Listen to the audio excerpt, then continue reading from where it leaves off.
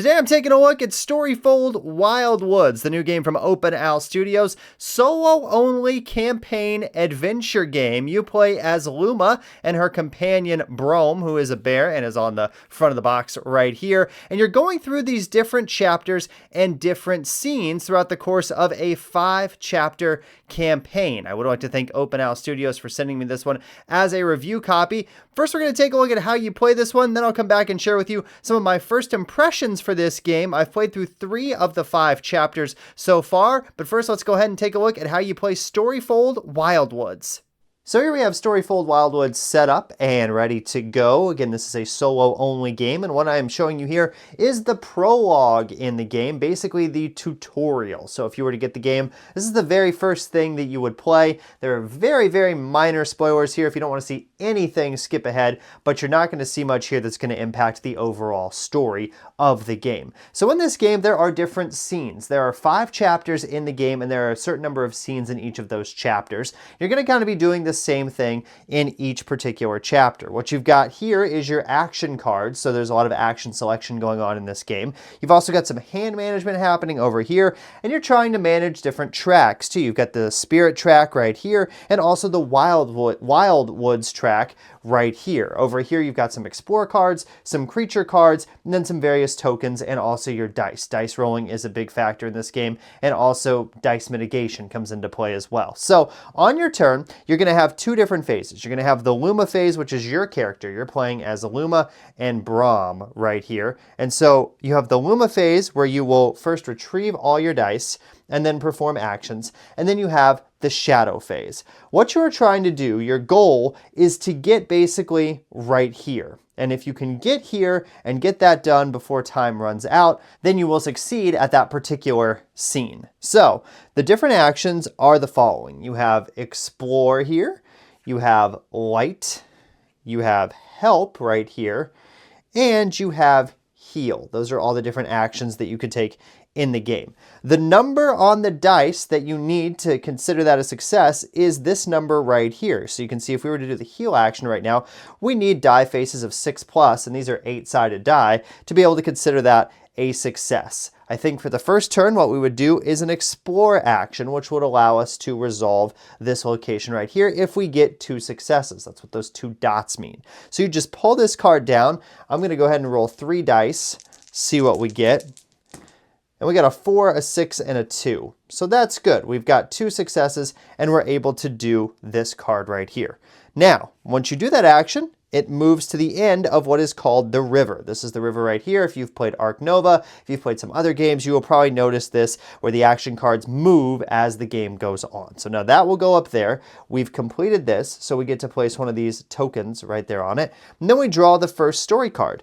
The story card is as follows. It's got some story text on there. And then you draw 1 creature card, and then you would read prologue card 11, which we do not have out here, but we will draw the creature card. So the creature card is the Craw, and creatures are enemies in this game. So you will put the creature at the end of the river, and then the creature will move 1 space towards the start of the river when it activates during the shadow phase.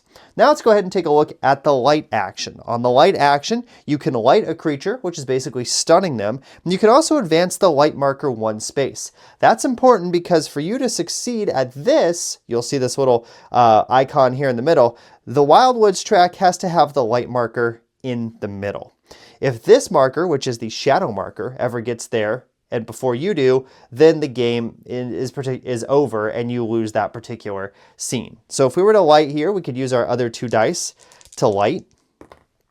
And we got 2 successes, 2 4s. So we could stun the Craw creature here because you only need 1 success to be able to stun it, to light it basically. So you could do that. You would put one of these stun tokens on it, and then it would not activate in the shadow phase. But what I'm going to go ahead and do is advance the light marker 2 spaces. That seems like a good thing to do right here. So you will move these down. This will move down as well, and you will put that here. Now, you've used all your dice for that particular phase, so now it's on to the shadow phase, where you will activate the creatures. So the Craw is the only creature out here. What you would do is look up here in the corner. This will tell you how much spirit you lose, which is basically your health. So you would just move that over 1. If you lose Spirit, get all the way down to here, and then have to go back here, you have to draw a shadow card. When you get down to your last shadow card of the chapter, you can put Braum on the shadow card. Instead of drawing the final shadow card, place Braum on top of the shadow discard pile with the protect side face up. So you can do that before you have to draw the final shadow card if you have Braum down here. So that is the shadow phase, and then you will move this 1 spot. Now, this symbol here is showing us to draw a creature card. So this other creature card we have here is the Wildwoods, and on play it goes on 6+. So it goes on the 6+ space right here. However, this should have moved 1 space closer to the start of the river after the activation. So now this is up here. So you can see how these cards can get away from you pretty quickly and how it can be hard to get those cards back into slots where you can actually use them. So now it's the Luma phase once again. You retrieve all your dice, and now we could do the help action. Here on this particular help action, we would gain 2 crystals. Crystals can be cashed in for successes. So maybe we decide to roll 2 dice.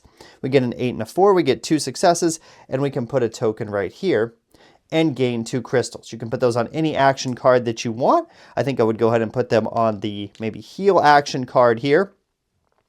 And then you would take this and slide this down. Now with my other dice, the only one I have not shown you is the heal action. You can gain successes to heal 1 creature. I could roll all 3 of these dice. And I got an 8, a 5, and a 3. And you can only heal 1 creature per that heal action. But you can see here on the Wildwoods, it takes 2 successes to be able to heal it. And the Kra is 1 success to be able to heal it. I would want to heal the Wildwoods because it's going to hit me for more damage, more spirit, during the shadow phase coming up. So I could go ahead and take those 2 dice and heal it. Once you heal it, it goes to the creature discard pile, and you don't have to use it, and you don't have to deal with it anymore. And the heal action card would also move all the way over here. Now, the only other thing I have not shown you is explore cards. When you do the explore action, you can also instead decide to gain explore cards instead of gaining resolving explore locations. So when you gain these explore cards, some of them are good, like a boon. A boon, this is berries. You could gain 2 spirit and then discard this card. You keep your boons over here. You can have a max of 3. And then if you ever have more than that, you have to discard, and you gotta pick and choose which ones you want to keep. There are also banes. Banes are obviously not good. On banes, when you draw this, move each creature 1 space toward the start of the river, then discard this card. Also, another interesting thing that will happen when you have a creature like in this spot, in the 3+, is until you defeat that creature, until you heal that creature's not going to move really, unless you figure out a way to move it or have a card that can move it or something like that. But even if you did this explore action, this goes over here. If you know, and this is staying right here. So this is important to get rid of at some point. That's obviously a key, because otherwise it's going to constantly be in that 3+ spot, which is your easiest spot to get successes. So we go back to the shadow phase once more. We activate the creatures once again. This will hit us for 1 spirit.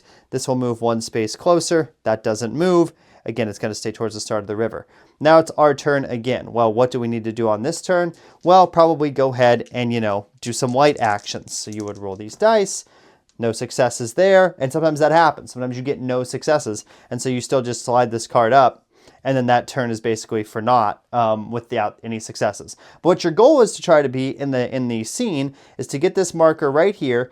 Then if you were to draw the second story card, it would tell you what to do for the rest of this particular scene and the chapter going forward. I didn't want to spoil that for you, so I just had the 1 story card out here so you'd see that first story card, but not the second one. But then you would go ahead and put a success on there, and then you would basically prevail in the chapter. If you prevail, you resolve the onward location, which is this one right here, and then travel to scene 2 into the dark. If the shadow prevails, if it reaches the center marker of the Wildwoods track, you travel to scene 33 alone in the dark. That also happens here if on the spirit track, say you roll around and you put Braum up there, and then you roll all the way back around again, and now you got to take Braum and put him in the discard pile basically.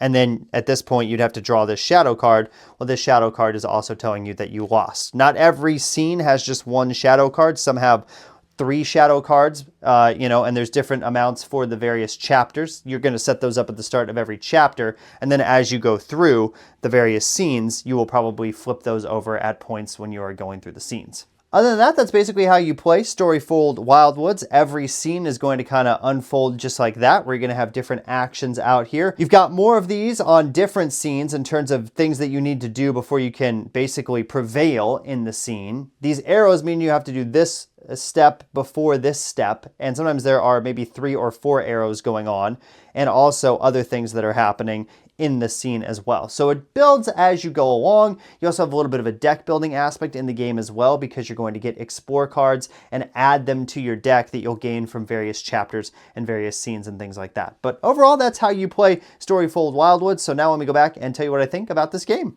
So you've gotten a look at how Storyfold Wildwoods plays. Now I'll share with you some of my thoughts. Again, these are just my first impressions. I'm not going to give a score because I've only played through 3 of the 5 chapters of the campaign, but I feel like I have a really good idea of kind of what's going on here in the game as a whole. And my first like for this game is that it is a solo-only game. More and more of these are starting to come out now, which I really enjoy, especially as somebody that focuses on solo games and solo modes for this particular channel. But I think they've done a really great job designing this with just one player in mind. Setup is very, very easy. The overall, space you need to play this game is not that much. They've done a great job here with the organization in the box in terms of where you put certain things. It's got 2 really nice, like game trays type things that are going on where you store all the cards and stuff. So from that aspect of it, it's really, really well done. And sometimes that can be tough when you are a solo only player. Sometimes that setup and that teardown can be kind of daunting and kind of impactful on your gameplay experience.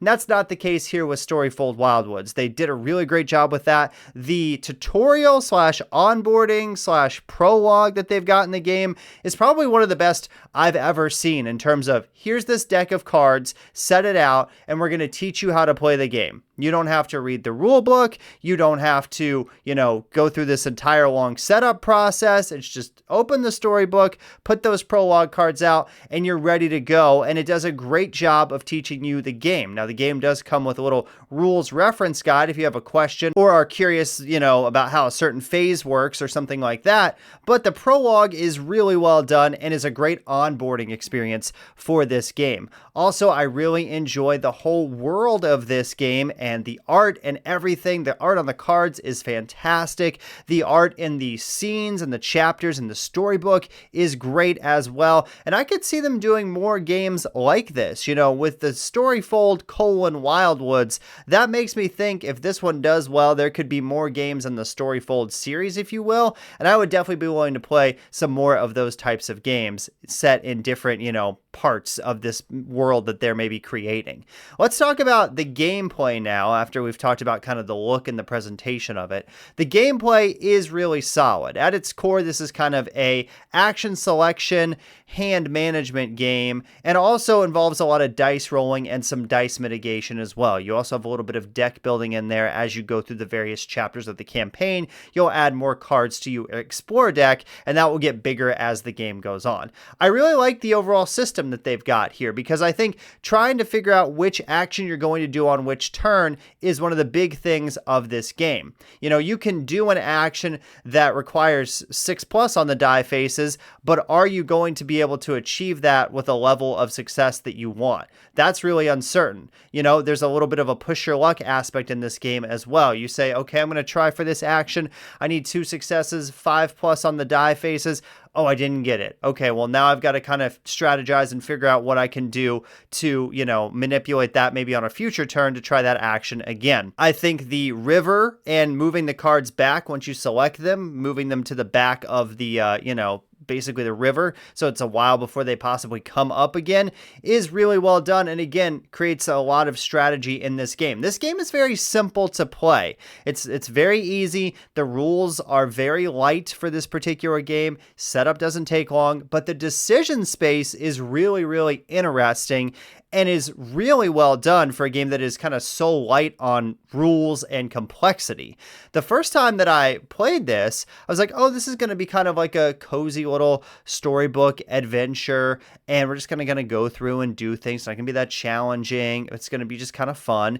And it is a very cool story and a very cool world that they've created here, but this game is definitely challenging, especially with the creature cards that come out and trying to mitigate those and trying to deal with those throughout the course of the scene that you are playing. If a lot of those pile up, they can impact your spirit track, which is basically your health, very quickly, and you could be drawing shadow cards and be out of the chapter in no time. And the first chapter, I had to replay that chapter because I did not do well. And then I learned from my experience, I was able to succeed and do a little bit better. And so this game kind of has like a learning curve, not in terms of the rule set, but in terms of how am I going to play this to be the most successful that I can at which actions I select at a certain time, trying to deal with the creature cards, trying to advance along the Wildwoods track to get the light marker in the middle. Oh, and I also need to do this stuff out here in the storybook, like these explore actions, maybe some of these help actions, things like that throughout the course of this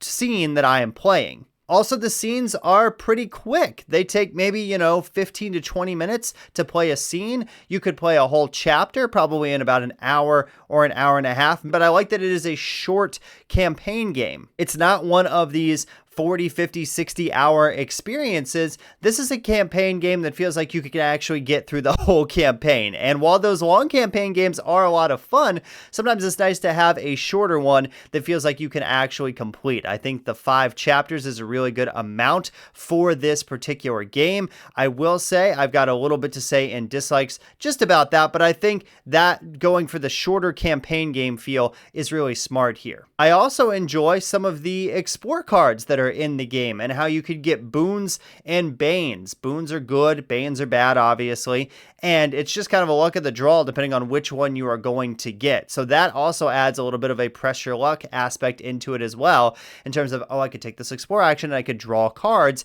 and I get to keep one, but what if all 3 of them are banes? Well, then I kind of just wasted that turn. I'm just going to discard all 3. If there's boons in there, then it's tough to decide which one you want to keep and add to your area on your player area. And also, with only being allowed to keep a certain number of boon cards, you have to manage that as well. So there's a lot of management overall in this game in terms of trying to keep everything on track, trying to keep your tracks literally at a good spot so that you don't fail via health or not getting up there on the Wildwoods track, or the shadow phase and the enemies are advancing too quickly. You've also got to manage the river too and make sure there's not too many creatures in there, because that can have a really bad impact on your spirit track too. And just deciding which actions to take. That's really the core of this game. Now, let's talk about the story a little bit in this game. This is a story game, but I would say the story is a little bit lighter and there's not as much of it as in some other campaign games. So if you're thinking this is going to be like a Sleeping Gods story type experience, that's not really the case here. There is a decent amount of story, and there will be points during each scene in each chapter when you read various story cards, and going into each scene in each chapter, there are a couple paragraphs of text on the actual storybook. So there is a story here, and it is substantial, but it's not the entire point of the game. Really, the point of the game is kind of that action selection, hand management, dice, dealing with the dice and trying to mitigate those the best way possible. That's kind of the core of the game. The story is there and it is a really nice component of this game, but it is not the main thing going on in this game. So just be aware of that if you think, oh, this is going to have a ton of story in it. It does have a really cool story, and it's really well done and well written, and it all makes sense, and it's a really cool world that they've created here, but it is not, super duper story intensive, if you will, in terms of some of those other story campaign games out there that come with like the big storybooks and you're kind of reading entries, every turn or every other turn or something like that. This, you'll get a story card that'll just be kind of a regular sized card, and it'll have, maybe 10 lines of text on it. And then you might get another one a little bit later on in that scene, or maybe later on in that chapter. So just be aware of that. Another like that I have for this game is that the save system is really well done. Sometimes that can be so annoying in a campaign game if the save system is like really complicated to put it away and get it back out at some point in the future.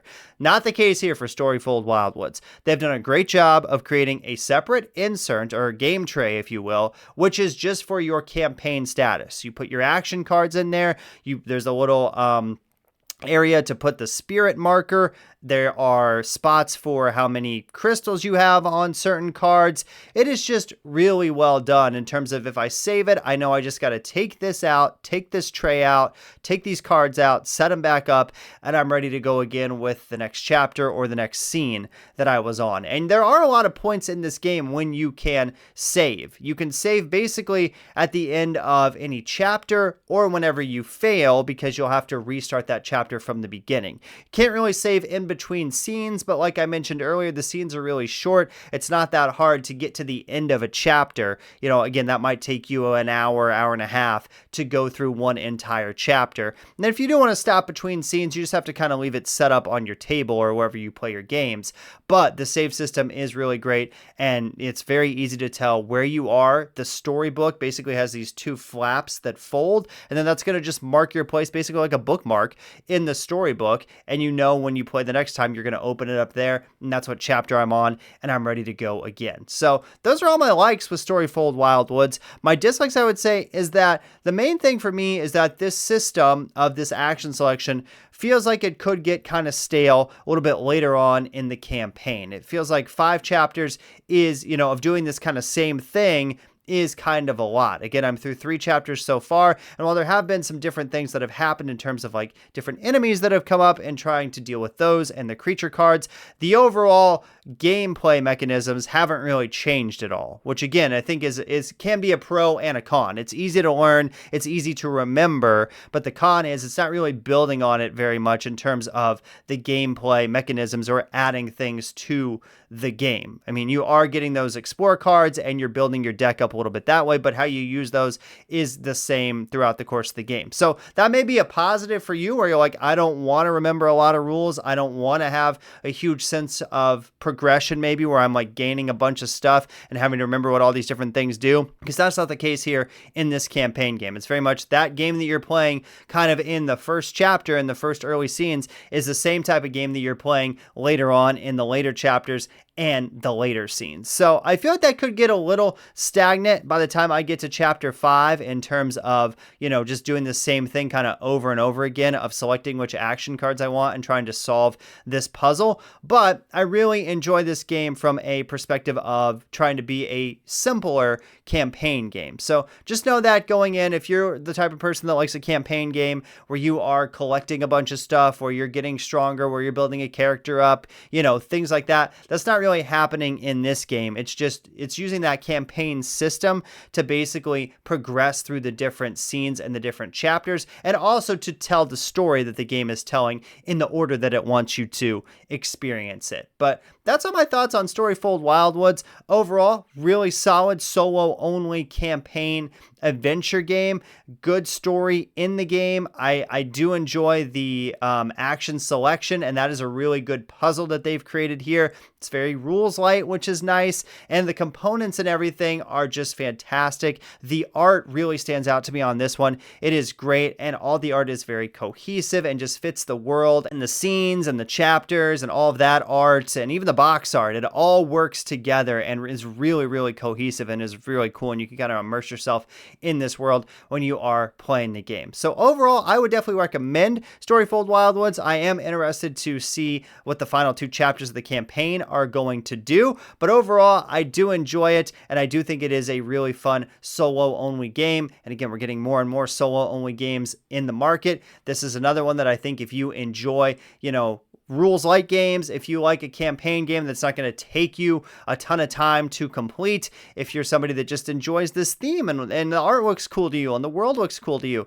then I would definitely suggest to pick this one up, and I do definitely recommend Storyfold Wildwoods. So those are all my thoughts on Storyfold Wildwoods. If you enjoyed this video, be sure to like and subscribe. That definitely helps the channel out. I've got other solo reviews and solo lists on my channel as well, and more solo reviews coming too. Until next time, I'm Jared. You've been checking out Specifically Solo.